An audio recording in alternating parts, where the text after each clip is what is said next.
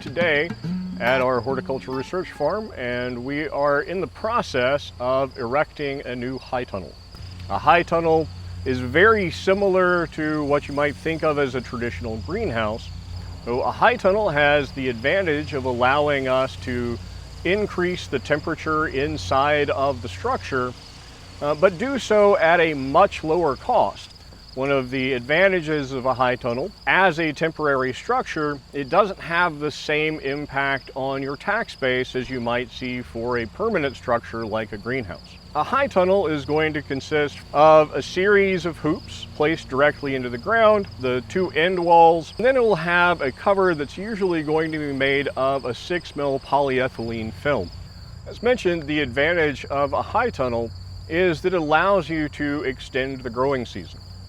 And the reason for that is because the space inside a high tunnel, because it's absorbing that solar energy and creating a greater, higher temperature inside that structure, allows you to get plants in earlier in the spring and to grow later in the fall than you would outside of that structure.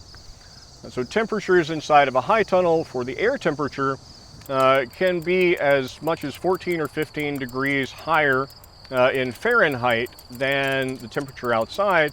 And very importantly for plant production, the soil temperature can also be higher.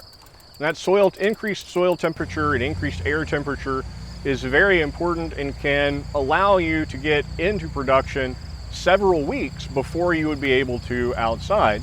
Having that increased temperature can allow you to stay in production, stay growing through a larger part of the year. If you are interested in getting into production in a high tunnel, there are some very important things you want to consider as you're thinking about where you're going to place your high tunnel and how large of a high tunnel you're going to erect. And so when you think about what space is going to be best for where you're placing your high tunnel, of course the first thing you need to see is how much land availability you have. High tunnels can vary from being only 8 or 10 feet wide and 20 feet long to being 30 or more feet wide and as much as 198 feet long. So there's a lot of variation and a lot of range in what's possible. It's a very high productive space, so we want to make sure we have the absolute best soil we can within the space of that high tunnel. Of course, the other thing that you want to make sure of is that you have good level ground. Usually the space of a high tunnel is going to be raised a few inches above the flat grade that it's on. The reason for that is you don't want water shedding off the roof of the high tunnel and then coming into that space. One very important component for high tunnels, because high tunnels rely on solar energy to get the heating that we want inside that structure, is how that high tunnel is going to be placed for its relationship to the sun. Particularly if you have a small space available, if you have trees that are shading areas, that is going to have a significant impact on how productive your high tunnel is going to be. Another element to consider is how we face the high tunnel.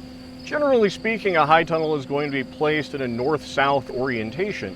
And the reason for that is as the sun moves, we want to make sure that as much sunlight as possible gets into that structure of the high tunnel, and there aren't areas of the high tunnel that are shaded as the sun moves throughout the day or throughout the year.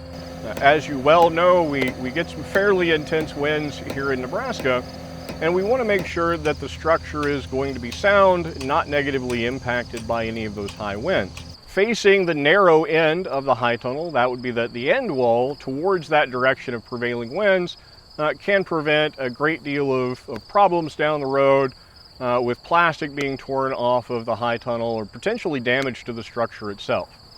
So those are very important factors to consider. So high tunnels are an extraordinarily powerful tool in specialty crop production.